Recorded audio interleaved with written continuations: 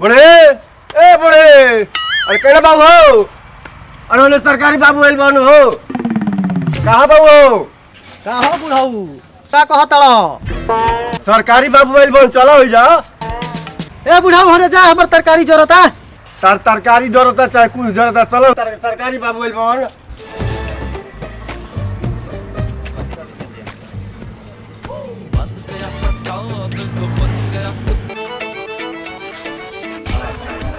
भाग नतिया ना तई जाता पेड़ पौधा रू इतना बा कि मैं हमार प्याज में सारा पत्ता गिर जात हूँ कितना हम साफ करी है दादा थक जाता नहीं है करत करत ई तो सरकारी बाबू लगत हो आई दादा हमरो लेवे के बा पेंसिल तनी हमो जे बतिया ले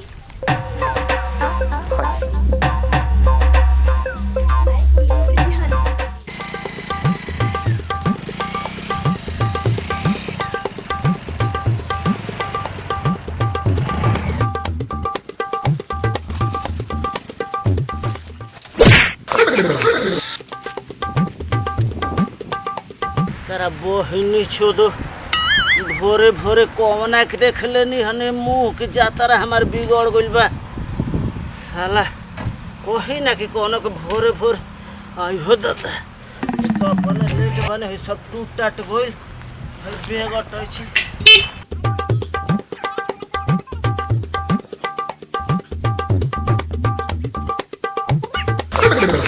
भोरे भोरे के जन कौना के मुंह देख लेले बने कि हमार जातर आज बिगड़ गइल बा एक रोड पर लड़े से बचनी अही हम आके साला हमार गाड़िए पलट गइल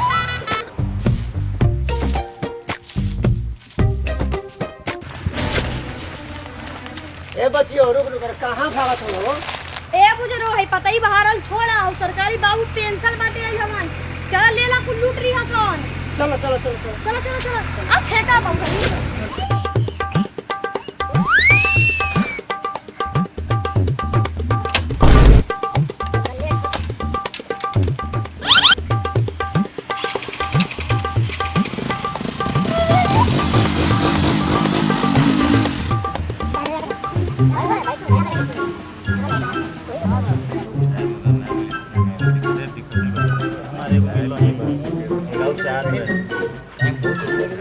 कब से भाई 2 घंटा से गर्मी के धूप में बूढ़ा बूढ़ी बैठैले वाला लोग कुछ बुझाता है कोनो काम धंधा नहीं थे हैं कब अयन बाबू साहब बहुत गर्मी लगता लोग कुछ बुझाते नहीं के का हो बूढ़ा तूने अपने हम का करी हो हमारे के बूढ़ी बैठैले भाई कह देते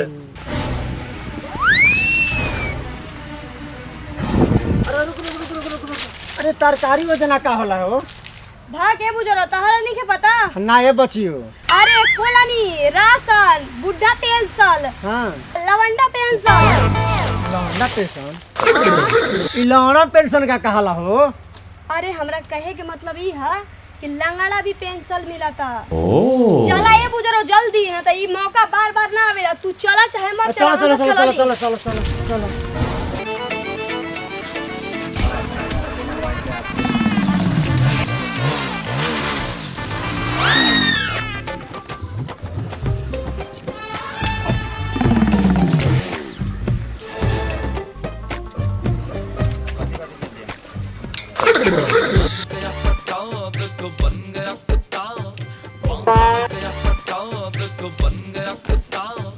बाप रे बाप के जन केवना के बारा भोरे भोरे हम मुंह देख लेले रही कि हमारा दिन भो के जातारा खराब हो गइल बा ओने रोड पर धाका लागे से बचल ओने आवत रहे तो खेता में उलट गइल है मोटरसाइकिल ले 100-200 ओकरो में लागी आ सब हो चैन सब टूट गइल बा बाप रे बाप ये कौन हमार नौकरी मिलल बा दादा प्रणाम अरे बैठा बैठा बैठा बैठा जा बैठा सरकारी बाबू हमार कॉलोनी पास कर दी महाराज लेके हम कॉलोनिया नु पास करे खातिर आइल बानी हो सके तो उहो के विदा करी हम कॉलोनी पास कर दे बड़ी छिनार सरकारी बाबू बारे कहनी कॉलोनी पास करावे खातिर ए महाराज लेके जाके होने लाइन में बैठी हम बारी बारी नाम बोलम रौरा सब आइम जा।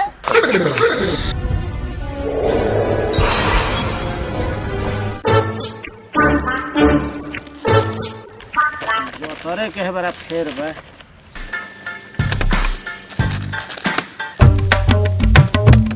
गिरे उरे में लागत कि कलम में छूट गई।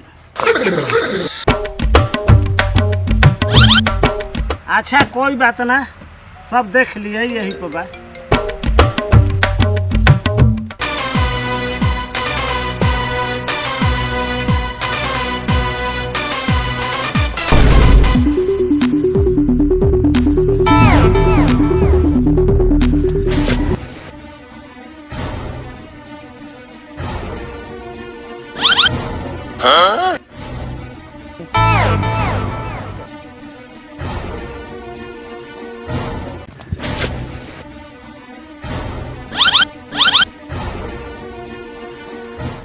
अरे बहन छिनारा, चेस्ट ना देखे के फेस देख फेस।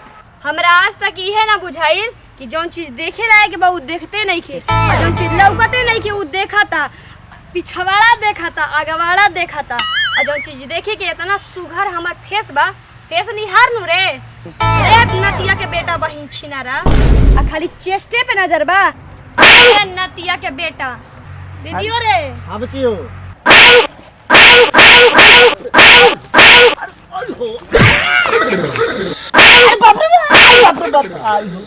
अरे ओइसन बात नहीं खे बहन जी। रे बहन छिनारा तो कैसन बात हौ?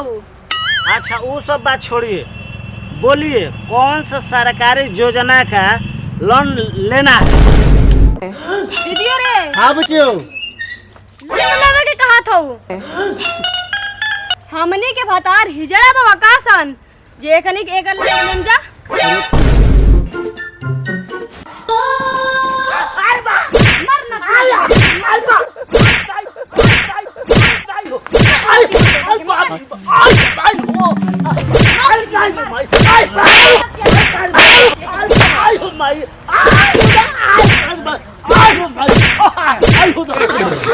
अरे दीदी जी अरे रुको, का कहा था सुन ला। का अरे कहा तड़ी? हमार कहे के मतलब है लंबा। हमरा भतार के तो से लंबा हौ बुझाइल। दीदियो रे बुचियो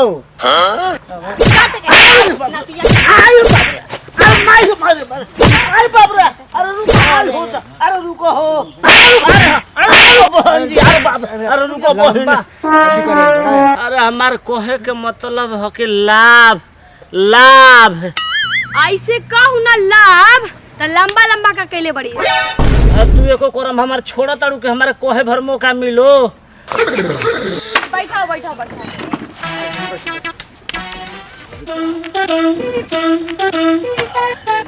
आवाज हो गइल बा।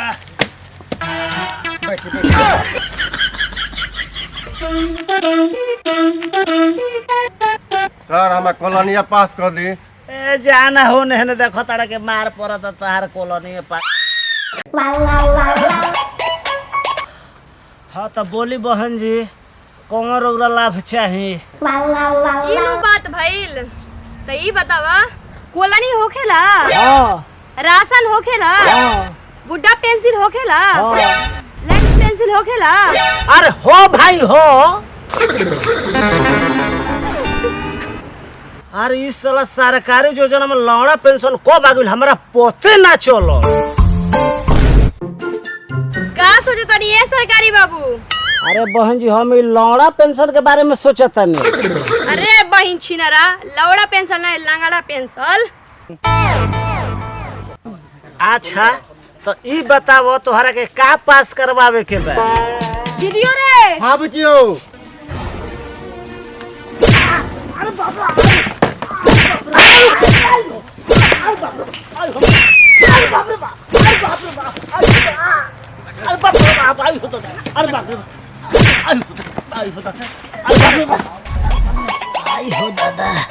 आई हो दादा ए बेरा के जन कौना के मुंह देखले बाने के बार हमार दिन भर जाता रहा खराब बा।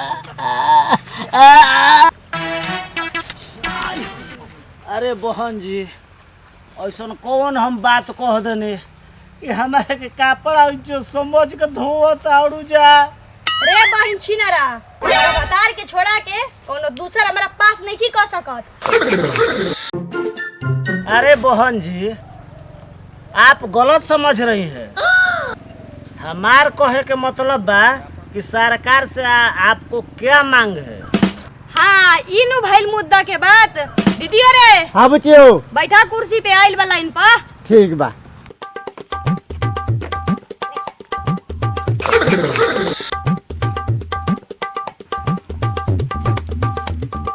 हाँ बहन जी, बोली सरकार से कौन लाभ चाहिए। हाँ तो ला सुनो, हमके चाही जवानी पेंशन। दीदियो रे, हाँ बच्चियो, निमन मंगनी है नु? अब बच्चियो ठीक मंगले हो। बताओ तो हमारा में का कमी बा? अरे तोहर जवानी में कोनो कमी नहीं, तब का मांगताड़ू? बुलडोजर से थोड़े कम लागताड़ू।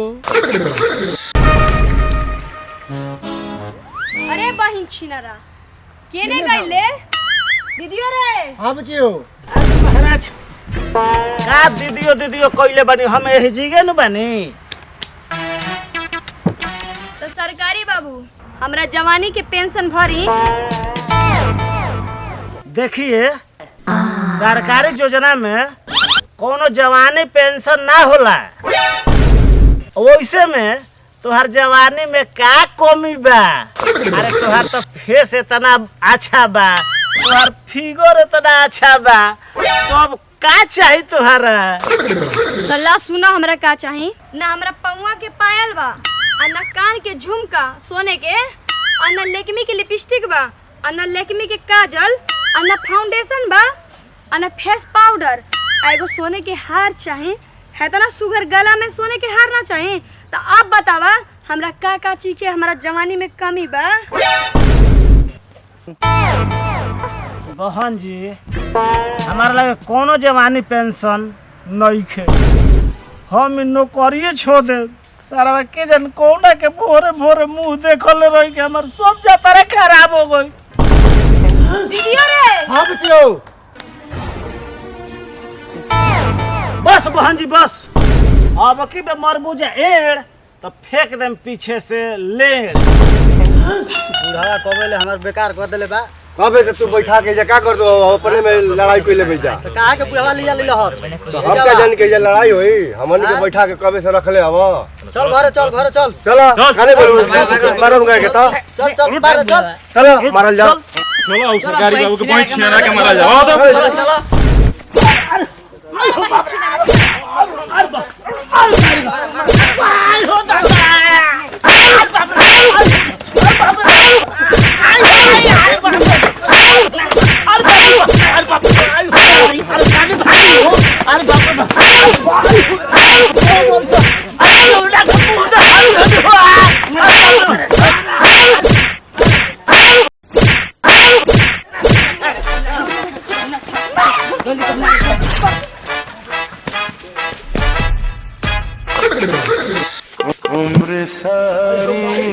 आयो बाबू, गोही जो दे तना मार मोरली हो सुन दादा।